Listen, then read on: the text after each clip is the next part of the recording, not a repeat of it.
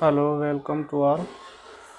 Uh, Today we have a question from the GTU examination which was asked in summer 2019, and the question is as maximize z, it is 40x1 plus 35x2, and it is subjected to two constraints 2x1 plus 3x2 less than 60, 4x1 plus 3x2 less than 96, where x1 and x2 both are positive. So it was mentioned in the question, we have to solve this problem by simplex method, though we can solve by graphical method, but question में mention है कि simplex method use करना है. So let us look how to solve this problem by simplex method. So first we have to fulfill the requirement of the simplex method. That means the problem should be in standard form. So first we will write what is the standard form of the problem. So from standard form, if you look, these two constraints are less than or equal to type, so we have to add slack variable at the left side of the constraints. So this particular constraints, it can be written as 2x1 plus 3x2, and we add some slack variable s1 at the left side, so it becomes equal to 60. Constraint 2, I can write it will be 4x1 plus 3x2, and we will add another slack variable s2, and it is 96. And non-negativity where x1, x2, s1, s2 all are positive numbers. And objective function will be modified, so maximize z, and it is 40x1 plus 35x2 plus 0 of the s1 plus 0 of the s2. So in that way we have written this problem into standard form, and here it is written standard form, maximize this subjected to two constraints when these are positive numbers. So this is the standard form of the problem. इसमें s1 add हो गया, left hand side is smaller, so we have added slack variable s1 in the second constraint s2. In this objective function we will add 0 s1 and 0 s2 because the contribution of s1 in the objective function, यहाँ तो s1 है ही नहीं, so its contribution will be 0. So 0 s1 and 0 s2, and these two slacks variable s1 and s2, and s1 and s2 both are positive. So this is the standard form of the problem. Right hand side में all are positive, ये भी positive है, this one is also positive, so multiply करने की ज़रूरत नहीं है, and there is no unrestricted constraints, so we can directly go for solving the problem. So for solving, let us write this into standard table. So इसी problem को standard table पे कैसे लिखेंगे? So let us first write the variables. So we have a variable x1, x2, s1, s2, and this is the right hand side of the constraints. So this is the right hand side, we write by bi, and this will be your theta, and theta it is the ratio of bi divided by aij, and this column will be your basis variable. This is your basis variable, and here we will write contribution of basics, so cb, contribution of basis to the objective function. So let us write one by one. First we will write objective function. So objective function है 40, so x1 के ऊपर we will write 40x1, 35x2, 35x2, 0s1 and 0s2.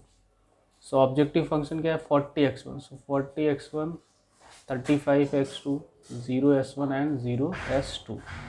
Write the constraint 1. So for writing the constraint 1, so it is 2x1, so 2x1, 3x2, and S1 1, S2 here नहीं है तो it will write as 0 and right hand side is 60.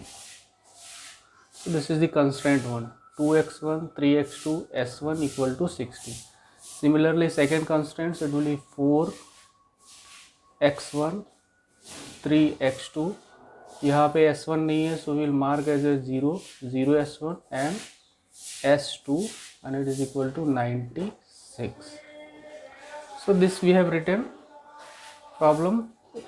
Start कहाँ से होगा? So x1 and x2 we will take as a non-basis variable. So s1 and s2 that becomes our basis variable. So it will start from s1 and s2. Basis variable.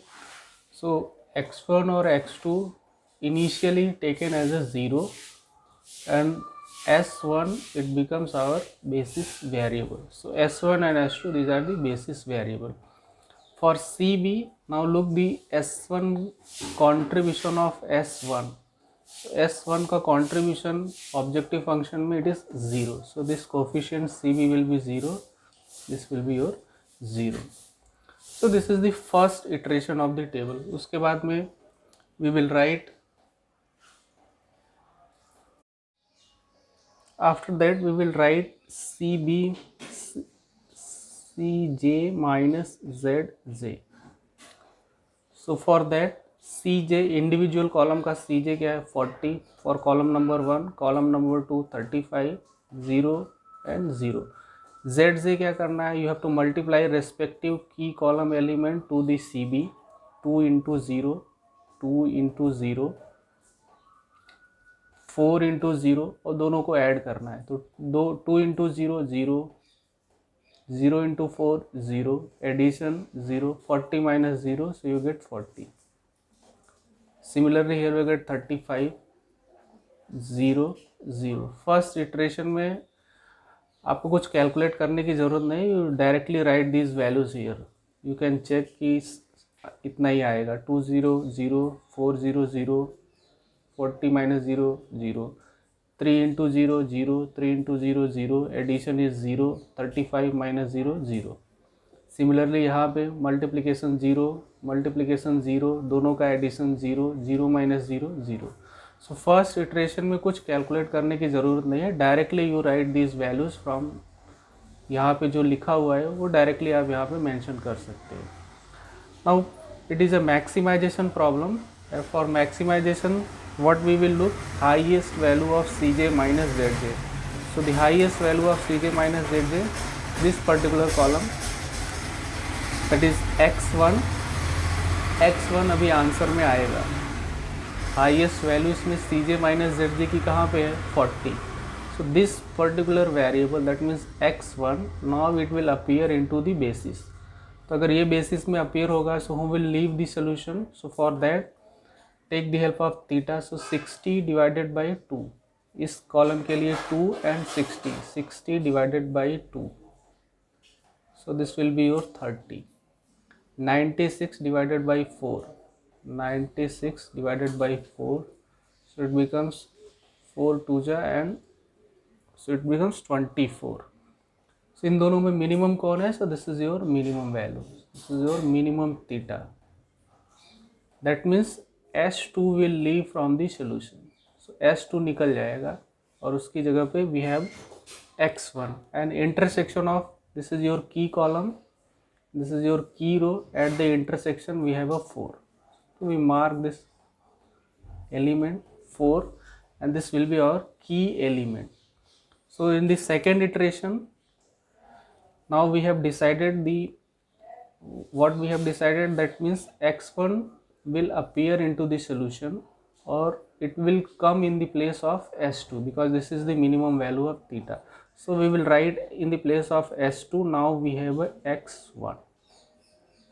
S2 की जगह पे now we will write. So for that let me draw a line. Just a minute. So the new value of x1, so नई value x1 की कैसे लिखेंगे? You divide by entire row by key element. So 4 divided by 4, so it will be 1. 3 divided by 4, so this will be 3 over 4. 0 divided by 4, 0. 1 divided by 4, so it will be 1 by 4. And the right hand side 96 divided by 4, so it will be 24. नई value क्या होगी, ये circle किए हुए element से जो कि 4 है, सो इस पूरी रो को 4 से डिवाइड करना है. 4 divided by 4, 3 divided by 4, 0 divided by 4, 1 divided by 4, 96 divided by 4. So this is your x1. Now the new value of s1 कैसे लिखेंगे, तो उसके लिए शॉर्टकट क्या अप्लाएंगे. लेट अस लिख x1 और x1 के इंटरसेक्शन पे x1 कॉलम और x1 रो के इंटरसेक्शन पे क्या है 1, और S1 और x1, S1 कॉलम और x1 रो में यहाँ क्या है 0. सो आइडेंटिटी मैट्रिक्स के हिसाब से इसका अपोजिट यहाँ पे आना चाहिए. दैट मीन्स यहाँ पे 0 आएगा और यहाँ पे 1 आएगा. लिख ही देने का उसको. हाँ, अगर रो ऑपरेशन में दिक्कत है तो just you look these two variables. S1 और S1 के इंटरसेक्शन पे 1 और रेस्ट है x1, तो यहाँ पे 0 आ गया. x1 एंड x1 के इंटरसेक्शन पे 1 and rest is 0. So just opposite. So यहाँ पे केवल दो वैल्यूज कैलकुलेट करनी रहेगी. एक यहाँ पे वैल्यू कैलकुलेट करनी है, एक यहाँ पे और यहाँ पे. सो फॉर दैट क्या करेंगे, सो वी विल यूज़ इसको किस तरह से कैलकुलेट करेंगे. सो यहाँ पे एक ट्रिक यूज़ करेंगे. वो क्या है, किस तरह से, यहाँ पे ओल्ड वैल्यू क्या है 3. पहले में S1 में पहली ओल्ड वैल्यू क्या थी 3. So we will write 3 minus इस एलिमेंट के करस्पॉन्डिंग की रो में कौन एलिमेंट दिखाई दे रहा है. सो दिस इज आवर की रो. ये हमारा दिस इज योर की रो. ये पूरा दिस इज योर की रो. दिस इज योर की रो. कॉलम कौन सा है, तो ये कॉलम है. तो ये एलिमेंट किस में है, ये एलिमेंट किस में है, these are in column. These are in column. ये कॉलम है और ये रो है. सो इफ यू लुक कि S1 में ओल्ड वैल्यू क्या थी, तो S1 में ओल्ड वैल्यू है 3. इस प्लेस पे 3 है, यहाँ पे 3 है, तो ओल्ड वैल्यू इज 3. इस एलिमेंट के करस्पॉन्डिंग की रो में कौन दिख रहा है, तो की रो में यहाँ पे मुझे 3 दिख रहा है. सो 3 मल्टीप्लाई इस रो के इस एलिमेंट के करस्पॉन्डिंग कॉलम में कौन दिख रहा है, तो कॉलम में ये कॉलम में कौन दिख रहा है इसके corresponding 2. 3 into 2 divided by circle किया हुआ एलिमेंट की एलिमेंट. सो 4. क्या किया हमने देखा 3 के करस्पॉन्डिंग की रो में कौन दिख रहा है, तो इस सर्कल इस पिंक वाले रो में मुझे 3 दिख रहा है, और इसके करस्पॉन्डिंग कॉलम में कौन दिख रहा है 2. सो 2 और 3 इन दोनों का मल्टीप्लाई करना है 2 into 3 and divided by this key element 4. इसको सॉल्व कर लो. This will be 2, 3 minus 3 by 2. So it will be 3 over 2. So that means यहाँ पे क्या आना चाहिए, इट शुड बी 3 over 2. यहाँ पे आ जाओ, तो ओल्ड वैल्यू क्या है 0 0 माइनस इसके करस्पॉन्डिंग रो में. सो रो में कौन है, यहाँ पे 1 है, की रो में 1 मल्टीप्लाई कॉलम में कौन है 2 एंड डिवाइडेड बाई 4 सर्कल किए हुए एलिमेंट से. सो it will B -1 by 2. So it will be your -1 by 2. 0 minus 1 by 2. यहाँ पे आ जाओ, यहाँ पे कौन है, old value is 60 minus 96 into 2 divided by 4. इसके करस्पॉन्डिंग रो में है 96, कॉलम में कौन है 2, तो 96 into 2. So it will be 2 4 जा एंड 2 8 जा 48 माइनस 60 विल बी 12. तो यहाँ पे जो वैल्यू आएगी इट विल बी योर 12. ठीक है, तो क्या करना है, ओल्ड वैल्यू अगर आपको फॉर्मूला के फॉर्म में लिखना है, सो you can right this is your new value. What will be your new value, so it will be old value minus respective की एलिमेंट मल्टीप्लाई रेस्पेक्टिव की रो एलिमेंट रेस्पेक्टिव की column element, की row element and की column element का multiply करना है and divided by की element. तो ये फॉर्मूला आप you can remember and you can apply. Old value में से माइनस करना है रेस्पेक्टिव की रो एलिमेंट में कौन दिख रहा है, रेस्पेक्टिव की कॉलम एलिमेंट में कौन दिख रहा है, एंड डिवाइडेड बाय की element. So in that way you can fill the table. So let us calculate again Cj minus Zj and the contribution S1 का contribution क्या है 0, x1 का contribution it is 40. Now we will write Cj minus Zj. तो Cj minus Zj भी लिखने का trick है। यहाँ पे जो वेरिएबल्स दिख रहे हैं कौन दिख रहा है S1 और x1, इसका Cj डायरेक्टली 0 ही होगा। तो यहाँ पे 0 कर दिया, यहाँ पे 0 कर दिया। चेक कर सकते हो कैसे, देखो 0 इंटू 0 0, 40 इंटू 1 40, दोनों का समेशन किया 40, 40 में से 40 0, 0 इंटू 1 0, 40 इंटू 0 0, समेशन 0 0 माइनस 0 0। सो जो भी वेरिएबल्स यहाँ पे हैं बेसिस में S1 और x1 है तो उसका Cj माइनस Zj 0 होगा। जैसे यहाँ पे देख लो S1 और S2 है, उसके दोनों Cj माइनस Zj यहाँ 0 है। सो ऑटोमेटिकली कैलकुलेट करने की जरूरत, you directly right this is 0 0। यहाँ पे देखो, so for that 3 into 2 multiply 0 it becomes 0, 3 into 4 3 over 4 into 40, so it will be 3 over 4 into 40, it will be your 30। Addition किया 30, ये हो गया 30 0, एडिशन किया 30, 35 में से 30 गया, सो it will be your 5 positive 5। यहाँ पे 0, दिस बिकम्स योर 10, एडिशन किया 10, 0 plus 10 10, 0 minus 10, so it will be your minus 10.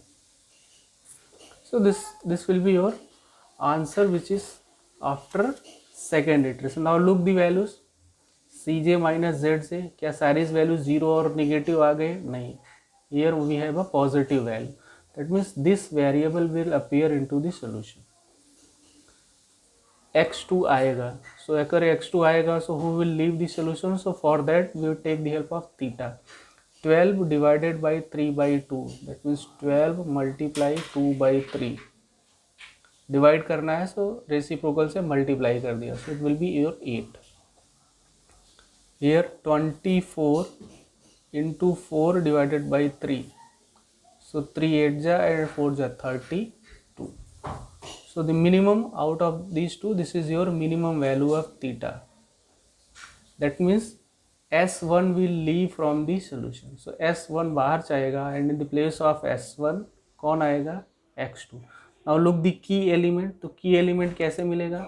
so this is your key row, ये key row हो गया पूरा, and this is your key column। तो intersection पे कौन है? intersection पे it is 3/2, this is your key column, ये key column हो गया, this is your key row, intersection पे it is your 3/2, so this will be your key element.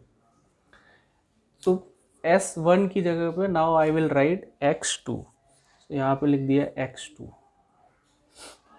New element कैसे लिखेंगे? You divide by entire row by 3/2, so 0 divided by 3/2 0, this will be your 1, 1 divided by 3/2, it will be 2/3, 1 divided by, okay, 1 divided by, so it will be your 3/2। यहाँ पे देख लो 1/2 multiply, it will be -1/3, ठीक है। 1/2 divide multiply किया 2/3, यहाँ पे it will be your 8। जो यहाँ पे थीटा आया है वो यहाँ पे राइट हैंड साइड हो जाएगा, 12 divided by 3/2, so 8. So this will be your theta. ये भी याद रख सकते हो, right hand side it will be always theta. Now x1, new value of x1. So for that again take the help of identity matrix. So look, x2 में 1 है, this is 0, that means इसका reciprocal here x1 1 and this would be 0. इसको calculate करने की ज़रूरत नहीं है, ये लिख ही देने का. यहाँ पे क्या लिखेंगे, now you will look how to find this values. So यहाँ पे ओल्ड वैल्यू क्या है, ये वैल्यू लिखनी है और ये वैल्यू लिखनी है. सो x1 में ओल्ड वैल्यू क्या थी, x1 में ओल्ड वैल्यू 0 थी माइनस. अब इसके करस्पॉन्डिंग रो में कौन दिख रहा है, तो की रो कौन सा है, तो ये मेरा की रो है, दिस इज योर की रो, दिस इज योर की रो. सो 0 के करस्पॉन्डिंग रो में कौन दिख रहा है, सो 1. सो 1 मल्टीप्लाई, कॉलम कौन सा है, तो ये एलिमेंट कॉलम का है, ये कॉलम है. तो 0 के करस्पॉन्डिंग कॉलम में कौन दिख रहा है, 3/4. सो 1 इंटू 3/4 डिवाइडेड बाई, सॉरी यहाँ डिवाइड करना है, so not entire. 0 old value 0 थी, रो में दिखा 1, कॉलम में दिखा 3/2, दोनों का मल्टीप्लाई किया डिवाइडेड बाई की element, so it is 3/2. Solve कर लो इसको. 0 minus this will be your 3/4 and multiply 2/3, it will be minus 1/2. so यहाँ पे it will be minus 1/2.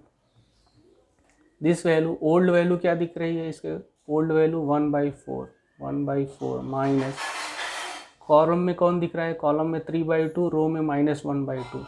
so multiply minus 1/2 into 3/4 and divided by circle element that is 3/2. इसको solve कर लो.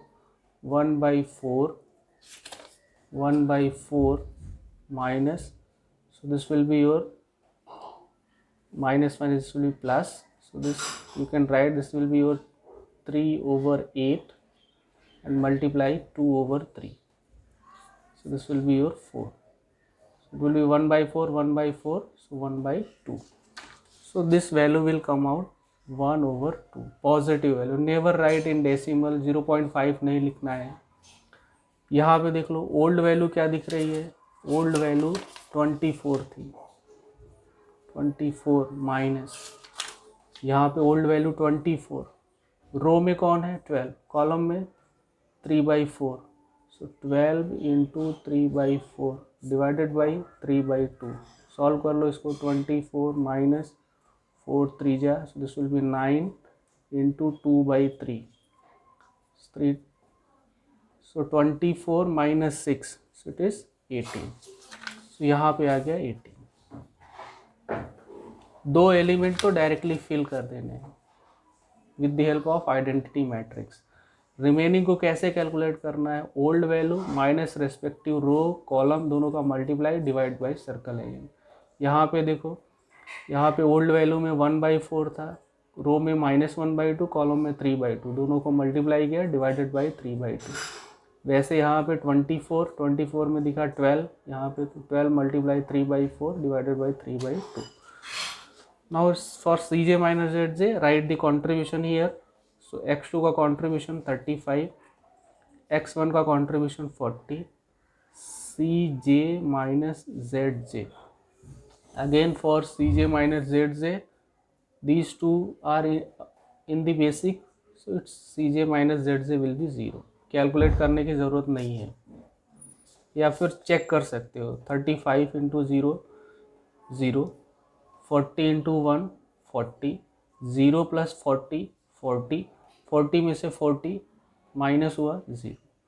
35 into 1 35, 40 into 0 0, addition किया 35 में से minus किया 0. सो जो भी यहाँ पे बेसिस दिख रहा है, so directly you can write its Cj minus Zj will be 0. Come here, यहाँ पे क्या होगा, तो यहाँ पे we have to calculate 35 into 2/3, so 70/3. 35 में 2/3 का मल्टीप्लाई किया 70/3 and this will be your -20. इसको -20, 40 इंटू 1/2, इसको सॉल्व कर लो ज़रा, पहले एडिशन करते हैं। This will be your 10/3। इन दोनों का मल्टीप्लाई किया ये आया, इन दोनों का मल्टीप्लाई किया ये आया, दोनों को ऐड किया, सो वी गेट 10/3। 0 में से उसको माइनस करना है। ये तो किसकी वैल्यू है, this is your ZJ। ZJ को CJ 0 minus 10/3, so it will be -10/3. Similarly here 35, so it will be -35/3, -35। यहाँ पे क्या आ गया, प्लस 20। इन दोनों को ज़रा ऐड कर लो, दिस विल बी योर 60 में से this will be your 25/3। So this is your positive. 0 में से माइनस किया, सो it will B -25/3। So this is your new CJ minus ZJ. Now here look in the table, for a maximization problem all these value of CJ minus ZJ either 0 और negative. यहाँ पे क्या था, ये positive था, यहाँ पे ये दोनों पॉजिटिव थे, तो we have taken highest positive value 5, but here all CJ either 0 or negative, that means we have reached to optimal solution. So we will write, since all CJ minus ZJ are less than equal to 0, या तो 0 है और less than 0, so that means this is your optimal table and optimal table or optimal solution.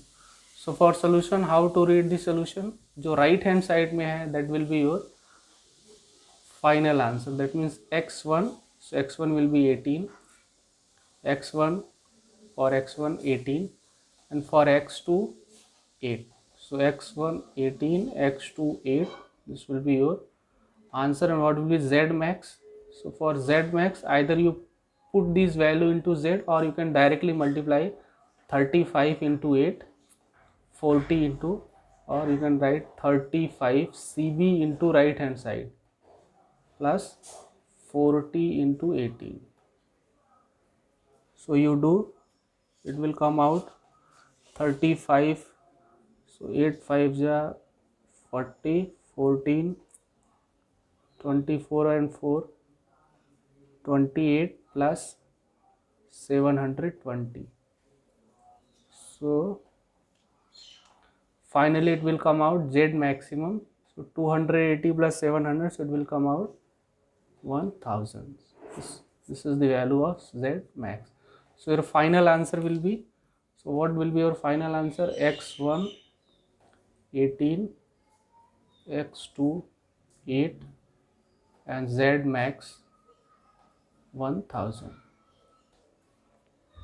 So in that way we find or we solve simplex problem in the tabular form. So कुछ points है जो याद रखने पड़ेंगे, so that calculation में आपका time बचे। क्या करना है, पॉइंट नंबर 1, फर्स्ट इटरेशन में CJ माइनस ZJ कैलकुलेट करने की ज़रूरत नहीं है। जो यहाँ पे लिखा हुआ है, you directly right here CJ minus ZJ, first point. Second में क्या देखना है, this two variables which is in the basis, वहाँ पे आइडेंटिटी मैट्रिक्स बन ही रहा है। 1 0 1 कहाँ पे आएगा, S1 और S1 पे इंटरसेक्शन पे 1 आया है।